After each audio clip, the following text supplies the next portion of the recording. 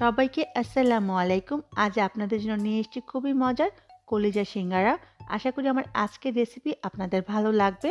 অনেকেই বলে সিঙ্গারা ভাজার পর উপরটা এরকম মসৃণ হয় না বা খাস্তা হয় না, মানে অনেক সময় পর্যন্ত মচমচে থাকে না। আজকে আমার এই রেসিপি সম্পূর্ণ ফলো করলে আপনাদের সিঙ্গারাও একেবারে পারফেক্ট হবে, কারণ এই ভিডিওতে আমি অনেকগুলো টিপস বলে দিব পারফেক্ট সিঙ্গারা বানানোর জন্য। দেখুন সিঙ্গারাটা মাশাআল্লাহ একেবারে পারফেক্ট হয়েছে, উপরটা মসৃণ হয়েছে। আমি ভেঙে দেখিয়ে দিচ্ছি, দেখে বুঝতে পারবেন কতটা খাস্তা হয়েছে আমার আজকে সিঙ্গারা। কথা না বাড়িয়ে চলুন জেনে নিই পারফেক্ট সিঙ্গারা বানানোর প্রস্তুত প্রণালী।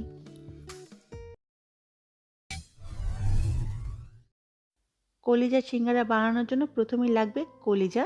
এখানে আমি কলিজাগুলোকে একটু লবণ দিয়ে সেদ্ধ করে এরকম কিউব করে কেটে নিয়েছি। এখানে 1.5 কাপ পরিমাণ কলিজা আছে।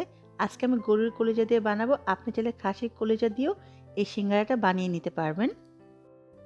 এখানে আমি আলু কিউব করে কেটে পানিতে ভিজিয়ে রেখেছি। পানিতে ভিজিয়ে রাখলে আলুগুলো কালচে হয়ে যাবে না। কেটে নেওয়ার পরে এখানে 3.5 কাপ আলু আছে। আপনি চাইলে 4 কাপ পর্যন্ত আলু ব্যবহার করতে পারবেন।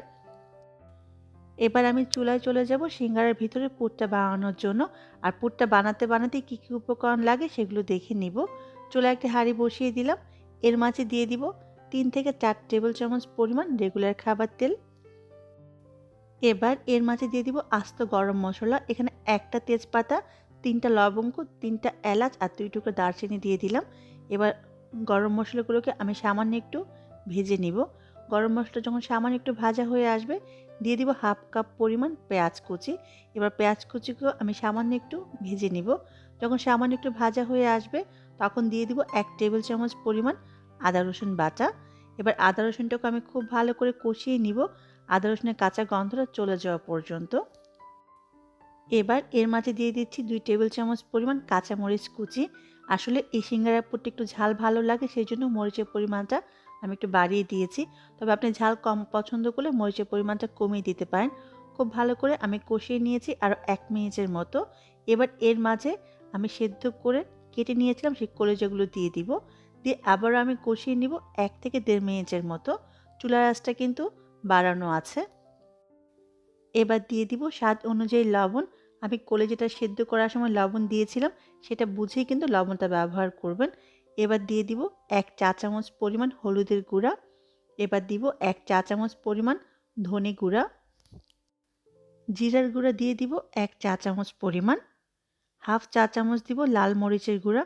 তবে ঝালটা আপনি কম পছন্দ করলে মরিচের পরিমাণটা আপনি কমিয়ে দিতে পারেন। এবার সবগুলো উপকরণ একসাথে খুব ভালো করে কলিজার সাথে নেড়ে মিশিয়ে নিব। খুব ভালো করে যখন মেশানো হয়ে যাবে, তখন কেটে রাখা আলুগুলো এর মাঝে দিয়ে দিব।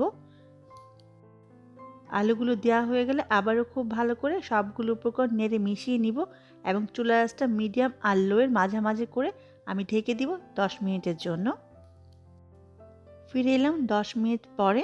এই 10 মিনিটে কিন্তু আমি 2 একবার নেড়ে দিয়েছিলাম যাতে নিচে পুড়ে না যায়। আবারও খুব ভালো করে নেড়ে মিশিয়ে নিব। আলু এবং কলিজাটা কিন্তু খুব ভালো করে কষানো হয়ে গেছে। যখন খুব ভালো করে কষানো হয়ে যাবে, তারপর আমি পানি দিব। এই পরিমাণ পানি দিতে হবে যাতে আলুগুলো সেদ্ধ হয়ে যায়। আমি আজকে এখানে 1 কাপ পরিমাণ পানি দিব। এই 1 কাপ পানিতেই আলুটা খুব ভালো করে সেদ্ধ হয়ে যাবে।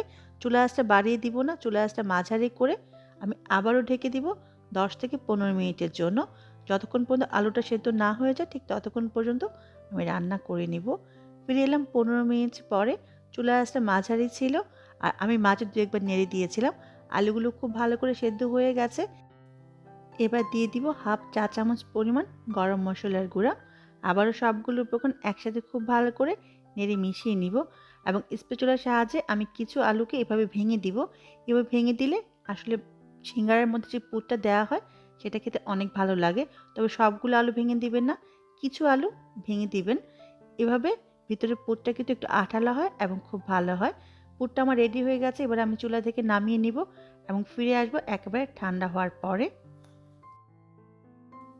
এবার সিঙ্গারার ডোটা বানাবো, সেই জন্য একটা বাটিতে নিয়ে নিচ্ছি 3 কাপ পরিমাণ ময়দা। আজকের এই সিঙ্গারাগুলো আমি ফ্রোজেন করব, সেই জন্য একটু বেশি করে বানাচ্ছি। আপনি চাইলে আরও বেশি করে বানিয়ে নিতে পারেন। এবার এর মাঝে দিয়ে দিচ্ছি স্বাদ অনুযায়ী লবণ। কালো জিরা দিয়ে দিব 1 চা চামচ পরিমাণ। এবার ব্যবহার করব তেল। সিঙ্গারা খাস্তা হওয়ার জন্য তেলের পরিমাপটা কিন্তু মোস্ট ইম্পর্টেন্ট। এখানে আমি 6 টেবিল চামচ পরিমাণ তেল ব্যবহার করলাম। মনে রাখবেন প্রতি 1 কাপ ময়দার জন্য 2 টেবিল চামচ তেল ব্যবহার করতে হবে। এবার হাত দিয়ে খুব ভালো করে তেল আর ময়দাটা একসাথে মিশিয়ে নিব। তেলটা খুব ভালো করে ময়দার সাথে মিশিয়ে নিয়েছি। খেয়াল রাখতে হবে ময়দার সম্পূর্ণ অংশে যাতে তেলটা লাগে। খুব ভালো করে মেশানো হয়ে গেছে। এবার নর্মাল তাপমাত্রার পানি দিয়ে আমি একটা ডো বানিয়ে নিব। একবারে অনেকগুলো পানি দিতে যাবেন না, অল্প অল্প করে পানি দিবেন আর একটা ডো বানিয়ে নেবেন। আর সিঙ্গারার জন্য যে ডোটা বানানো হয় সেটা রুটি পরোটার ডো থেকে সামান্য একটু শক্ত থাকবে। এখানে আমার 1 কাপ পানি লেগেছে আজকের এই ডোটা বানানোর জন্য। ডোটা ঠিক এরকম হবে, দেখে নিশ্চয়ই বুঝতে পেরেছেন। এবার এই ডোটাকে আমি ঢেকে রেখে দিব আধা ঘন্টার জন্য। এই আধা ঘন্টা ডোটা কিছুটা নরম হয়ে আসবে। ফিরে আসবো আধা ঘন্টা পরে। ফিরে এলাম আধা ঘন্টা পরে। এবার ডোটাকে আবার আমি খুব ভালো করে একটু মথে নিব 2 থেকে 3 মিনিটের জন্য। এই মথে নেওয়ার জন্য কিন্তু সিঙ্গারাটা অনেক মচমচে হবে। এবার এখান থেকে আমি ছোট একটা লেচি কেটে নিলাম, আর বাকি অংশটা অবশ্যই ঢেকে রাখতে হবে, তা না হলে কিন্তু শক্ত হয়ে যাবে। এবার এই লেচিটা দিয়ে আমি একটা রুটি বানিয়ে নিব। ঠিক রুটি যেভাবে বানাই সেম একইভাবে আমি রুটি বানিয়ে নিব। এখানে এরকম গোল করে নেওয়ার পর আমি সামান্য একটু ময়দা ছিটিয়ে দিচ্ছি। আপনি চাইলে ময়দার পরিবর্তে তেলও ব্যবহার করতে পারেন। এই ময়দা বা তেলটা দেওয়ার জন্য যখন রুটিটা বানাবো তখন বেলুন বা পিঁড়ির গায়ে লেগে যাবে না। সিঙ্গারার জন্য যে রুটিটা বানাবো সেটা নর্মাল রুটির মতো গোল হবে না, একটু লম্বাটা হবে ঠিক এইরকম। আর পুরুত্বটা ঠিক এইরকম হবে, দেখে নিশ্চয়ই বুঝতে পেরেছেন। আমরা যে রুটি বানাই তার থেকে সামান্য একটু ভারী হবে। এবার একটা ছুরির সাহায্যে এই রুটিটার মাঝ বরাবর কেটে ফেলবো। একটা রুটি দিয়ে কিন্তু 2টা সিঙ্গারা হবে। সিঙ্গারার ভাঁজটা আমি দেখিয়ে দিচ্ছি। দেখুন একটা অংশ নিয়ে আমি এর মাঝে পানি লাগিয়ে নিব।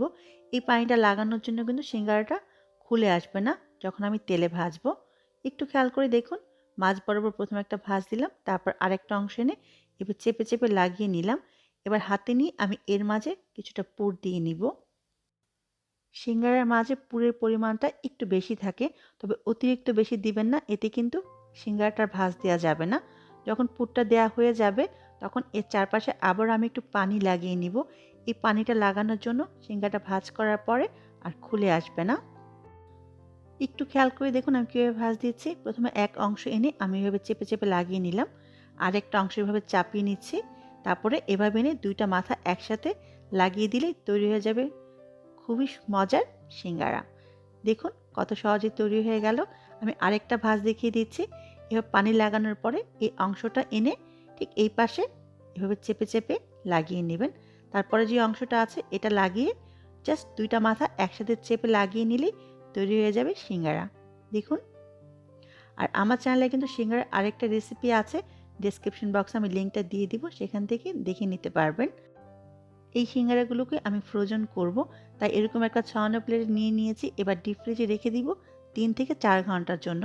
মানে সিঙ্গারাটার উপরে সামান্য একটু শক্ত হওয়ার আগ পর্যন্ত ডিপ ফ্রিজে রাখবো।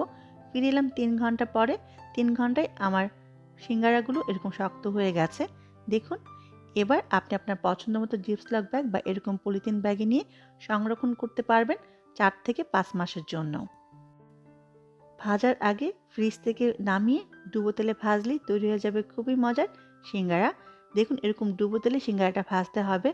আর সিঙ্গারার উপরে মসৃণ হওয়ার জন্য এই জিনিসটা আপনাকে খেয়াল রাখতে হবে, একেবারে গরম তেলে সিঙ্গারাটা দেওয়া যাবে না। এরকম ঠান্ডা তেল মানে সামান্য একটু গরম হলে এর মাঝে সিঙ্গারাগুলো দিতে হবে। আর চুলার আঁচ কিন্তু মিডিয়াম আর লোয়ের মাঝামাঝি থাকবে। এভাবে সিঙ্গারাটা ভাজলে সিঙ্গারার উপরটা মসৃণ হবে। দেখুন সিঙ্গারাটা আমি দিয়েছি, এখন তেলটা মাত্র গরম হচ্ছে। 5 মিনিট পরে সিঙ্গারাগুলো এই অবস্থায় এসছে। এবার আলতো করে সিঙ্গারাটাকে নেড়ে দিতে হবে। চুলার আঁচ কিন্তু কোনোভাবেই বাড়ানো যাবে না। চুলার আঁচটা বাড়ালেই কিন্তু সিঙ্গারার উপরটা আর মসৃণ থাকবে না, ছোট ছোট ফোস্কা পড়ে যাবে। ফিরে এলাম 10 মিনিট পরে। দেখুন 10 মিনিট পরে সিঙ্গারাটা এই অবস্থা। সিঙ্গারাটা কিন্তু আমার প্রায় হয়ে গেছে। যখন 10 মিনিট পরে সিঙ্গারাটা হয়ে যাবে তখন চুলার আঁচটা সামান্য বাড়িয়ে দিয়ে আর 3 থেকে 4 মিনিটের মতো ভেজে নেব। যখন সিঙ্গারাটার উপরটা এরকম গোল্ডেন ব্রাউন কালার হবে তার আগ পর্যন্ত। সিঙ্গারাটা আমার ভাজা হয়ে গেছে, আমার 14 মিনিট সময় লেগেছে আজকে সিঙ্গারাগুলো ভাজার জন্য। এবার উঠিয়ে একটি কিচেন টিস্যুর উপরে নেব, এতে এক্সট্রা তেলটা শুষে নিয়ে যাবে। দেখলেন তো কত সহজে তৈরি হয়ে গেল খুবই মজার বাজারের মতো পারফেক্ট কলিজা সিঙ্গারা। অবশ্যই বাসায় বানাবেন আর আমার কমেন্ট বক্সে জানাবেন কেমন হলো। একটা সিঙ্গারা আমি একটু ভেঙে দেখিয়ে দিচ্ছি। দেখুন মাশাআল্লাহ উপরটা কতটা পারফেক্ট হয়েছে, একেবারে মসৃণ বাজারের মতো সিঙ্গারা। আমি একটু ভেঙে দেখাচ্ছি, দেখে নিশ্চয়ই বুঝতে পেরেছেন কতটা খাস্তা হয়েছে আমার আজকের কলিজা সিঙ্গারা। সবাই অনেক ভালো থাকবেন, আমার জন্য দোয়া করবেন। আবার দেখা হবে সহজ এবং মজার কোনো রেসিপি নিয়ে। ততক্ষণ পর্যন্ত আল্লাহ হাফেজ।